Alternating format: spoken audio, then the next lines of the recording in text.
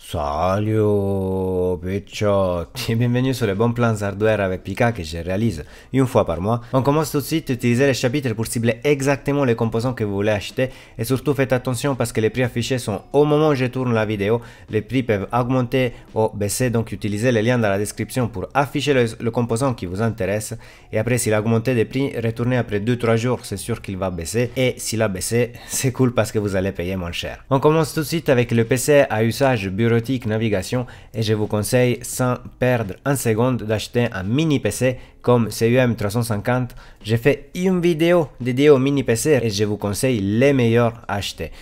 Vous n'avez pas besoin de plus que ça, c'est juste parfait pour faire de la navigation, même du gaming très léger, surtout en 2D ou en rétro gaming. Regardez la vidéo parce que vraiment c'est très explicite. Donc, mini PC pour un usage bureautique navigation. Par contre, le problème du mini PC, c'est juste l'évolution des composants. Vous pouvez changer des RAM ou de la capacité du SSD, mais vous ne pouvez pas changer autres composants. Et pour faire cela, il faut acheter un PC comme celui-ci, c'est Mac Office, qui est au prix de 679 €. Et il est délivré avec un Ryzen 7 5700G, 16 Go de RAM, un petit SSD NVMe de 250 Go. Voilà, il a tout ce qu'il faut, il manque juste une carte graphique et un disque dur pour le faire devenir un PC gamer pour jouer à n'importe quel jeu vidéo. Du coup, c'est vraiment ça la différence. Un PC de ce type-là, vous pouvez tout changer. Un mini PC, vous pouvez pas tout changer. Mais il a une taille vraiment plus petite, vous pouvez le mettre vraiment partout et le prix varie selon le modèle que vous voulez acheter entre 200 et 700 €. Donc voici la différence par rapport à ce Mac Office que c'est un PC où on peut faire tout évoluer. Surtout vous achetez une carte graphique dédiée et vous pouvez jouer à peu importe quelle résolution, 2K Full HD ou 4K selon la carte graphique achetée et vous achetez un disque dur d'1 Tera et c'est bon. Parce que de toute façon, Windows est installé sur le SSD NVMe, dans le disque dur d'1 Tera vous stockez tous vos jeux vidéo, le PC est prêt à être utilisé. Et aujourd'hui, une RX 6600 par exemple coûte 400 €, vous arrivez à 1080 € et vous avez un PC prêt pour jouer en Full HD et à peu importe quel jeu vidéo. Voilà, c'est si simple que ça et c'est pour ça que je le conseille parce que le Ryzen 7 5700G c'est un très bon processeur aussi pour faire du streaming, c'est un weaker, même pour l'editing vidéo ça passe nickel. À propos des PC de bureau, avant je vous conseillais d'acheter la WD-IT, maintenant je ne vais plus le faire parce que ça n'a plus de sens. Vu que les prix des processeurs Ryzen ont baissé, maintenant monter un PC ça commence à devenir vraiment plus avantageux que acheter un PC déjà fabriqué, donc je vous conseille plus d'acheter un PC AWD-IT ou d'autres PC. J'ai quelques abonnés qui m'ont conseillé à Pika, il y a ce PC sur PC Memory qui vaut peut-être le coup. En fait, il coûte 780 € avec un Ryzen 5 3600, 16 Go de RAM et une RX 6600. Franchement, le prix ce n'est pas mal. Par contre, il faut ajouter encore un disque dur et quand même vous allez acheter un PC avec un Ryzen de 3e génération avec une carte mère B450. Je suis toujours maintenant de l'opinion qu'il faut monter soi-même un PC parce que ça nous permet de faire grave des économies. Maintenant, ça vaut plus le coup d'acheter un PC déjà fabriqué. Au moins que vous ne savez pas monter votre propre PC, mais il y a plein de tutos sur YouTube. Si vous avez besoin d'aide, je suis là. Vous me trouvez sur Discord ou dans les commentaires. Donc, à mon avis, montez vous-même une config parce que ça coûte vraiment pas cher maintenant que les prix ont baissé. Encore, j'ai vu cette config super conseillée juste parce qu'avec une RTX 3060, on est au-dessus de 929 €. Mais après, elle est vendue avec un Core i5 6K, oui, mais c'est un 10400F, que c'est la 10e génération contre la 12e qu'il y a maintenant. Toujours avec un SSD NVMe de 500 Go, donc il faut ajouter encore un disque dur à ces PC. Personnellement, je ne l'achèterai pas. Simplement parce que, je répète encore une fois, monter soi-même un PC, ça coûte beaucoup moins cher. On passe aux offres sur le PC portable gaming. J'ai trouvé ce Dell G15 au prix de 900 €. Je le trouve pas cher quand même pour un PC avec un Ryzen 5 5600H, 16 Go de RAM. C'est super important pour pouvoir jouer.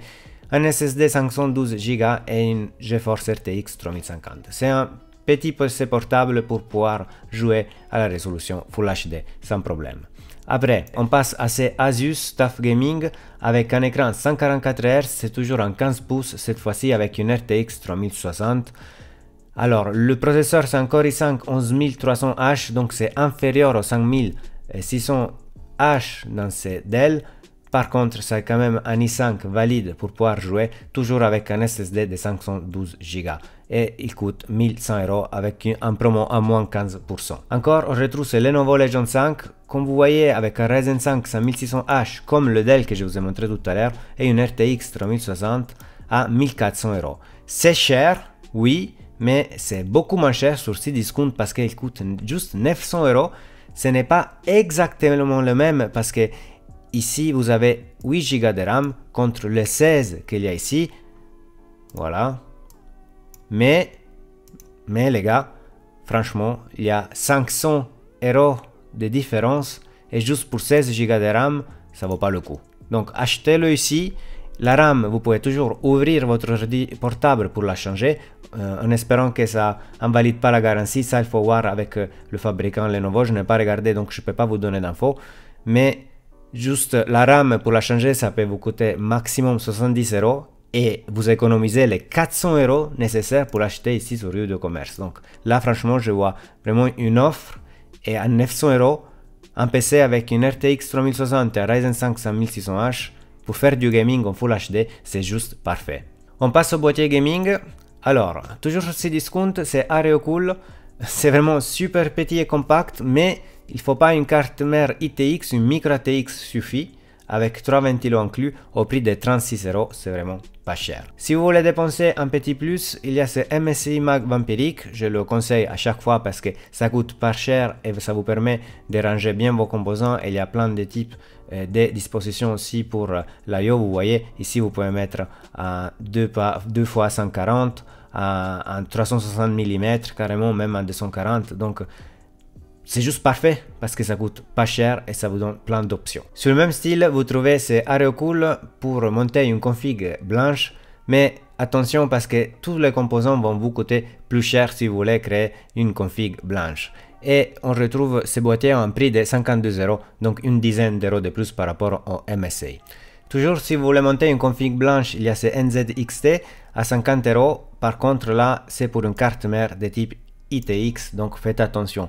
Pour avoir du ATX, il faut déjà passer au modèle H510, vous le voyez ici, et c'est déjà sous un prix de 83 €, donc c'est déjà beaucoup plus cher. Mais NZXT, c'est un boîtier quand même avec un style épuré et j'adore NZXT au niveau des boîtiers parce que j'en ai déjà eu un et franchement ça se voit vraiment la qualité derrière ces boîtiers. On passe encore à des boîtiers que je conseille tout le temps, c'est le MSI MagForce 100M qui coûte 60 €.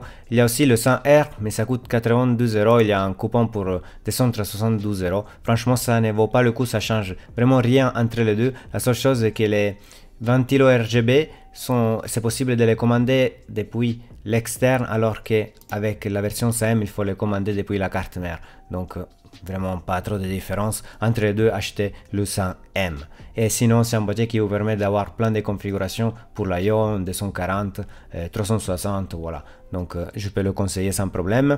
Un autre boîtier que je conseille aussi parce qu'il est délivré avec ses ventilos RGB, c'est le Enermax Terraform RGB. Aussi celui-là est vendu avec 3 ventilos RGB et franchement j'adore le look de ce Enermax et je peux le conseiller vraiment aux yeux fermés, c'est un super boîtier. J'ai pas trop de choses à dire, regardez aussi dans les commentaires quand vous voulez acheter un boîtier pour savoir un peu ce que ça peut donner au niveau esthétique. Après on change à un Corsair Kyrebride, il est hors production et c'est pour ça qu'on le retrouve à un prix de 80 € parce que ce sont les derniers exemplaires. Il est délivré avec 3 ventilos RGB et Corsair, c'est une marque de garantie pour les RAM, pour les alimentations, mais aussi pour les boîtiers. En plus, j'ai trouvé ces boîtiers Corsair, le 4000D, si vous voulez un style toujours épuré de votre config, sans RGB, sans trop de lumière, voilà, il est en promo à 92 €. Les deux boîtiers sont dingues pour tout type de configuration, vous pouvez mettre votre IO comme vous voulez et la gestion des câbles est juste très simplifiée avec les boîtiers Corsair. De plus, si vous voulez acheter sur Amazon Espagne, j'ai trouvé le Lion Lee Dynamic Mini en version noire. C'est mon boîtier, c'est celui-là que je monte dans ma config, sauf que personnellement je l'ai en version blanche. regardez le vidéo de montage de ma config si vous voulez voir ce que ça donne en vrai, mais je peux conseiller aux yeux fermés ces boîtiers, juste faites attention, il y a juste un bémol dans ces boîtiers et c'est qu'il faut acheter une alimentation de type SFX. Et ça va coûter plus cher par rapport à une alimentation classique. On passe au processeur, on commence par un Core i3 Intel 12100F, nickel pour pouvoir jouer à la résolution Full HD avec des performances comparables à un Ryzen 7 3700X, donc un 4 cœurs avec des performances comparables à un 8 cœurs, et surtout il y a un petit coupon à checker, n'oubliez pas de le checker pour avoir 6,60 € de réduction, donc autour des 100 €, c'est un super processeur si vous n'avez pas trop de budget. Sinon, le 12400F, que c'est déjà un processeur 6 cœurs, idéal pour du gaming, même le 12100F, on peut bien sûr l'utiliser pour du gaming, même si on peut avoir légèrement du bottleneck si on l'utilise avec des cartes graphiques trop poussées. Je vous parle de RTX 3070, 3080, RX 6800 XT, etc. Sinon, il n'y a presque vraiment pas de bottleneck. Et vous n'avez pas de bottleneck avec ce Core i5 12400F parce que c'est un processeur gaming idéal et le prix plus bas, je l'ai retrouvé sur rue du commerce à 185 €. Normalement sur Amazon c'est plutôt sur les 200 €. À partir d'ici, je ne vais pas vous conseiller des processeurs Intel que soit le 12100, 12700, 12900 parce que vu que les processeurs Ryzen ont baissé le prix, ça vaut pas le coup de dépenser plus d'argent pour avoir un processeur Intel, même si ça vous donne un peu plus de performance en gaming, mais vraiment un poil plus par rapport au processeur équivalent Ryzen. Donc pour l'instant que les processeurs Ryzen 5600, 5600 qui ne sont pas sortis encore pour faire concurrence à ces processeurs Intel, je peux vous conseiller ça. À partir du 20 avril, quand ils vont sortir les processeurs Ryzen, je suis plus sûr que je vais vous conseiller les processeurs 12400F ou 12100F. Mais pour l'instant, c'est le meilleur que vous pouvez acheter dans cette tranche de prix. Avant de vous parler des cartes mères Intel, je vous rappelle la différence entre Z690, H670, B660 et H610. Alors, la Z690, c'est juste si vous voulez faire de l'overclocking de votre processeur, donc à utiliser avec un processeur Intel K. Peu importe la version, mais un processeur K, 12600K, 12700K, 12900K, etc. Les H670 ou B660, c'est avec tout processeur qui n'est pas en version K et vous pouvez encore overclocker votre mémoire, donc utiliser du XMP. Entre les deux, la B660 fera déjà l'affaire, vous n'avez pas besoin d'une H670. Par contre, entre B660 et H610, faites attention parce qu'on ne peut pas overclocker les mémoires sur la H610. Et maintenant, je passe aux cartes mères à utiliser avec du coup un processeur 12100 ou 12400. Alors, on retrouve un H610, si vous n'avez vraiment pas le budget, ça coûte 110 €, il y a un coupon de 5 €. Pour 110 €, vous ajoutez un processeur à 120 €, vous êtes sur les 230 € et vous avez déjà processeur et carte mère pour une config Full HD. Attention par contre, parce que là vous ne pouvez pas overclocker vos mémoires. À mon avis, ça vaut vachement le coup, ça vaut vachement le coup d'acheter une carte mère B660. Donc voici les B660, ça coûte 10 € de plus, autant l'acheter. Ça c'est en version sans Wi-Fi, je vous mets aussi la version avec Wi-Fi qui coûte 20 € de plus. Sinon, la B660 ATX d'Asus coûte normalement 180 €, 172, là c'était son ancien prix, mais des fois il est sous les 180. Là, il ne reste qu'un exemplaire en stock à 147 €, moins 15%, ça vaut le coup. Je vous assure que le prix c'était 172, a toujours été 172, ça vaut le coup de l'acheter. J'espère qu'après vous pouvez recommander même si cet exemplaire en stock sera acheté par quelqu'un. Encore comme carte mère B660, on retrouve cette Gigabyte qui a déjà un look un peu plus gamer à 192 €. Vous pouvez me dire Pika, mais à 192 c'est quand même cher. Et oui, parce que sur Amazon Espagne, on la retrouve à 145 €. Les gars, bougez-vous, parce que l'acheter à ce prix-là, ça vaut grave le coup. On passe maintenant aux cartes mères Z690 à utiliser avec un processeur K d'Intel de 12e génération et on retrouve cette Gigabyte à 240 €, mais faites attention, c'est bien avec de la DDR4. Il y a une grosse occasion pour la même Gigabyte mais en version DDR5 à 220 €. Et oui, parce qu'il y a un coupon à utiliser de 14 € sur les 234 appliqués, n'hésitez pas à le cocher qui va faire vous baisser le prix à 220 €. Franchement, 220 €, une Z690 avec DDR5, ça vaut grave le coup. Vous ne trouvez plein de cartes mères Z690, mais ça c'est vraiment le prix le plus bas. Les autres sont plutôt sous les 300-400 € et vous n'avez pas besoin de dépenser autant d'argent. On passe au processeur AMD. Je vous ai dit, les Ryzen ont baissé de prix. Le 5600X à 224 €, c'est volé ces processeurs. Ces processeurs coûtaient 320 € il y a 6 mois. Maintenant, on le retrouve à 100 € de moins. Ça vaut trop le coup. Pour jouer, c'est juste nickel. C'est le processeur acheté. Et c'est pour ça que je vous conseille plutôt ces processeurs-là à peu importe quel processeur K d'Intel. Parce qu'en 12600K, c'est vrai que c'est légèrement plus performant. Mais payer 300 €, quand vous payez ça 224 €, là, c'est vraiment un scandale. Donc, achetez celui-là 224 €, ça vaut trop le coup maintenant.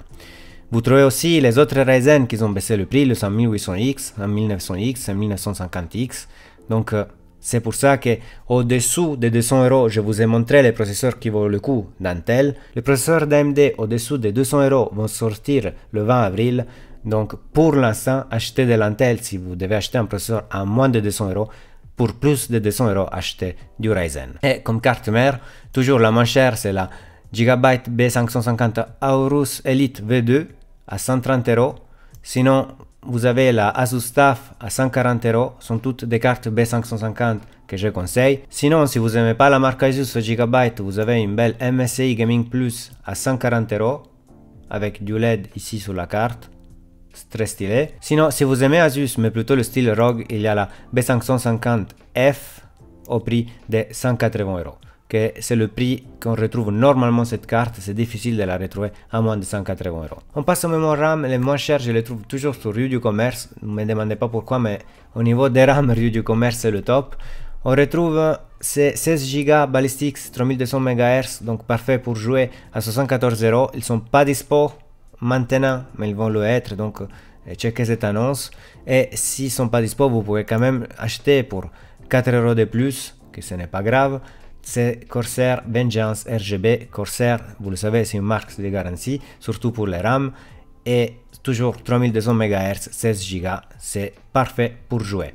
Sinon, si vous avez besoin de la mémoire DDR5, vous trouvez ces deux barrettes parfaites pour un dual channel, 16 Go Kingston. Pas de RGB parce que la DDR5 avec RGB encore on doit sortir et les barrettes qui sont sorties sont super chères.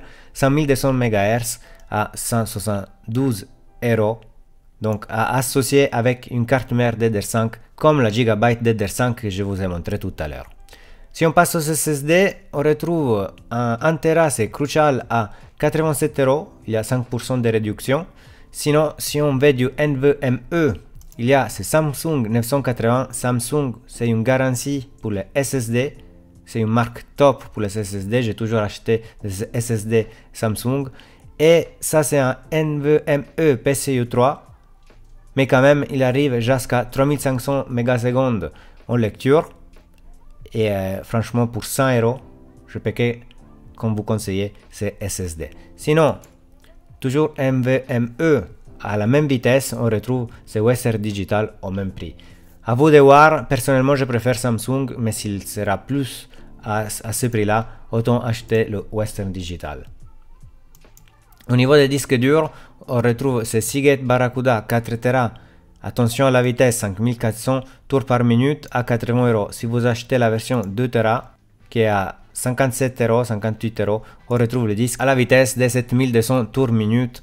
Donc achetez selon la capacité dont vous avez besoin, mais sachez que le disque à 2 Tera il est plus rapide. Maintenant on passe aux cartes graphiques. J'ai décidé de diviser les cartes selon la résolution à laquelle je vous conseille de jouer avec une carte en particulier. Donc par exemple, là on commence avec les cartes pour jouer à la résolution Full HD. On retrouve le RX 1500 XT à 231 €.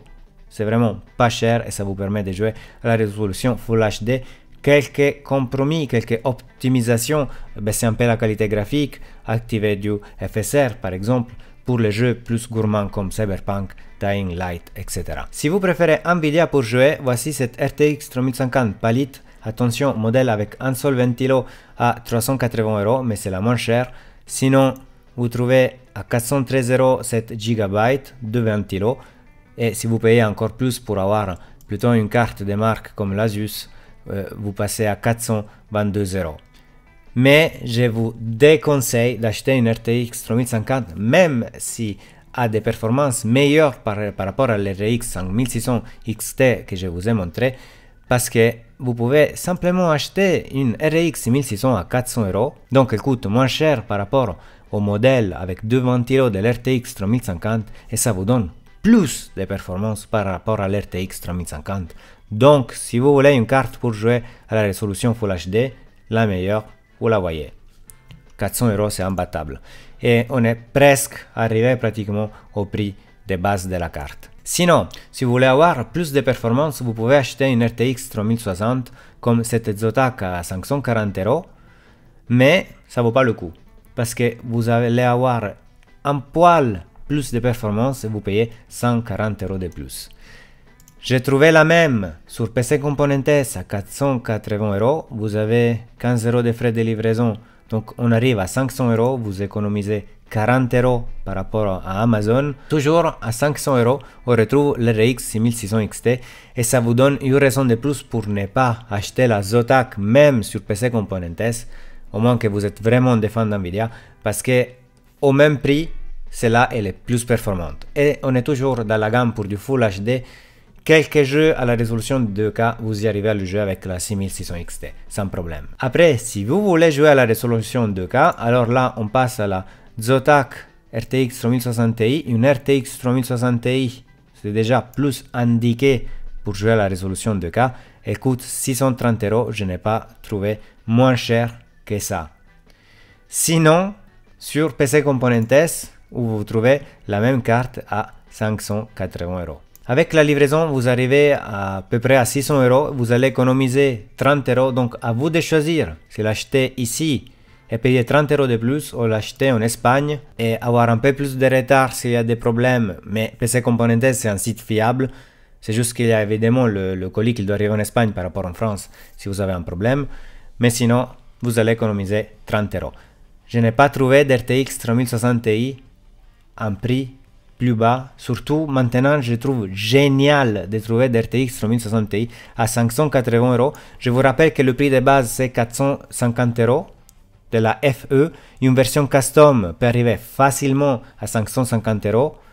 Plutôt, je dirais entre 500 et 550 €. Donc, on n'est pas trop loin du prix de base quand on est à 580 €. Juste génial. Avant de passer à la prochaine carte, je vous rappelle de vous abonner à cette chaîne parce que vous trouvez plein de conseils sur l'informatique. Et surtout, vous avez un Pika qui vous aide 24 heures sur 24 si vous devez monter une config, acheter un composant particulier ou vous avez simplement des problèmes d'informatique. Je suis toujours là pour vous aider, soit dans les commentaires, soit sur mon serveur Discord. Si on monte de gamme, on a une RX 6700 XT, donc c'est une carte plus performante de l'RTX 3060 Ti et elle coûte 700 €. Si vous voulez une RTX 3070, la moins chère que j'ai trouvée c'est toujours sur PC Componentes à 755 €. Je vous rappelle que le prix de base est 520 € pour la version FE, 650 grammes max pour la custom, on est à 100 € de plus du prix de base. Donc vous allez payer 70 € de plus, il faut toujours tenir en compte de la livraison, mais vous allez avoir une carte un peu plus puissante de la 6700 XT. Toujours pour jouer à la résolution 2K, j'ai trouvé cette RTX 3070 Ti. Après, à mon avis, mieux acheter cette Zotac ou cette 6700 XT parce que de toute façon, vous allez déjà avoir assez de performance pour la 2K. Pas besoin d'aller jusqu'à la RTX 3070 Ti qui vous fait gagner pas grand chose par rapport à la RTX 3070. Sinon, la RTX 3080, la moins chère, ça fait mal, je l'ai trouvé à 1050 €. Cette Ventus MSI, franchement, je n'ai pas trouvé moins cher que ça. Et j'aimerais bien voir des RTX 3080 au-dessous de 1000 € parce que, en vrai, c'est une carte qui devrait coûter maximum 850 € en version custom. Donc, ce prix, c'est un prix trop abusé. Je vous déconseille de l'acheter, mais si vous en avez vraiment besoin, c'est le prix moins cher que j'ai trouvé. On passe aux alimentations. D'abord, les 550 watts, la moins chère. 80 plus bronze, c'est Aerocool à 35 €. Sinon, si vous voulez quand même une alimentation semi-modulaire, que ça vous permet d'avoir un boîtier un peu plus propre, plus rangé, on la retrouve à peu près 50 euros. Si vous devez dépenser plus de 50 euros pour une alimentation, autant acheter une 750 watts parce que vous la trouvez à des prix raisonnables. Déjà, je vous signale cette Seasonic 850 watts à 68 euros, alors qu'à la base, les 850 watts, on les retrouve sur les 100 euros plus. Seasonic, c'est une marque de garantie et juste attention, c'est une version pas modulaire. Mais sinon, ce prix, c'est imbattable. Si vous voulez une alimentation modulaire, plutôt sur les 750 watts, il est en promo en ce moment, vraiment à moins 26%, cette Corsair. Vraiment les gars, là, ça vaut grave le coup parce qu'on la retrouve toujours sur les 100 euros et plus. Ça vraiment, c'est un prix imbattable. Si cette alimentation, au moment où vous tombez sur cette vidéo, retourne au prix de base de 115 euros, vous avez quand même cette MSCI sur les 100 euros modulaire comme alternative. On passe au Ventirad. Je n'ai pas trouvé de promos sur le Ventirad. Je peux vous conseiller ce Be Quiet Pure Rock à 43 euros. Ce n'est pas en promo. Si vous avez vraiment besoin d'un Ventirad, je peux tranquillement vous conseiller ça, mais sachez qu'il n'est pas en promo. Comme IO, en promo, j'ai trouvé que les Enermax, Leak Max 3, 83 euros, vraiment pas cher. En version blanche, à 110 euros. Je vous conseille plus d'acheter le MSI Mag Core Liquide. Il y a un problème avec liquide dans ces IO, donc faites attention. C'est pour ça qu'ils sont promo. MSI cherche de s'en débarrasser le plus vite possible. Désolé, je crois que j'en ai conseillé dans mes vidéos précédentes, mais je ne pouvais pas savoir. Je ne pouvais pas savoir parce que MSI a annoncé ça récemment. Donc je suis désolé. N'achetez pas le MSI Mag Core Liquide. Au niveau des ventilateurs, comme d'hab, vous pouvez dépenser 100 euros pour 3 ventilos RGB de marque, ou vous pouvez acheter 5 ventilos dans un seul pack PWM. Vous pouvez gérer la vitesse de ces ventilos sans problème. Ils sont très silencieux, je les ai testés et je les conseille à chaque fois. Vous avez les mêmes aussi en noir. Faites juste attention bien d'acheter la version PWM et le prix c'est 43 euros pour 5 ventilos RGB. Ça vaut grave le coup. Sinon, voici les ventilos des marques comme c'est la Corsair à double LED. Vous l'avez soit ici que autour du ventilo. Et il y a une petite promo. Normalement, son prix de 100 euros, on le retrouve à 83 euros. Vous en avez juste 3. Mais vous savez, vous payez Corsair, que c'est une marque de garantie. Vous payez la qualité Corsair. Et vous payez aussi le fait qu'il y a le double de LED par rapport à un ventilo RGB classique. Et le prix, c'est le double de celui-là que je vous ai montré juste pour 3 ventilos. On passe aux écrans. Pour du Full HD 24 pouces, 144 Hz, il y a ce LG Ultra Gear. Il n'y a pas à chercher ou aller plus loin. C'est surtout compatible avec carte graphique AMD pour avoir du FreeSync. Il y a aussi du HDR10. Vous n'allez pas plus loin, achetez celui-là. Des fois, on le retrouve sous les 180 euros. Mais c'est le top du top, achetez LG. Vous allez voir, je vais vous conseiller LG pour tous les écrans parce que, à mon avis, c'est la meilleure marque au niveau des écrans en ce moment. Sinon, si vous avez besoin d'un 27 pouces, je ne vais pas vous conseiller un LG parce que ça coûte trop cher. Plutôt, c'est MSI, toujours 1 milliseconde, FreeSync, 144 Hz à 220 euros. Il est en promo, donc dépêchez-vous. Si vous voulez passer à la résolution 2K, j'ai trouvé cette Samsung Odyssey à 260 euros. Attention à la dalle CVA, je ne vous ai pas parlé de la dalle, mais ici c'était du IPS et aussi c'était aussi du IPS. Là, la VA c'est légèrement moins bonne par rapport à l'IPS, surtout pour des problèmes de ghosting que des fois il reste sur l'écran. Sinon, il y a aussi du HDR pour 260 euros. À la résolution 2K, vous ne pouvez pas trouver mieux. Et le problème c'est vraiment ça parce que les autres écrans, ils coûtent plus de 300 euros. J'ai trouvé aussi ce Core 8 dont dans les évaluations, ils en parlent super bien les personnes, même si je ne l'ai jamais testé. Toujours au 144 Hz, 27 pouces, résolution 2K, mais en dalle IPS. Donc, il a une dalle meilleure par rapport au Samsung et les gens en parlent super bien. Donc, à mon avis, à ce prix-là, ça vaut le coup. Après, si vous voulez dépenser les 50 euros de plus et avoir un écran Nvidia G5 et AMD FreeSync, le top, ça reste LG avec du HDR10. Ça, vraiment, ça vaut grave le coup pour 320 euros. Donc, vous allez dépenser effectivement 50-70 euros de plus. Mais celui-là, c'est l'écran acheté pour la résolution 2K.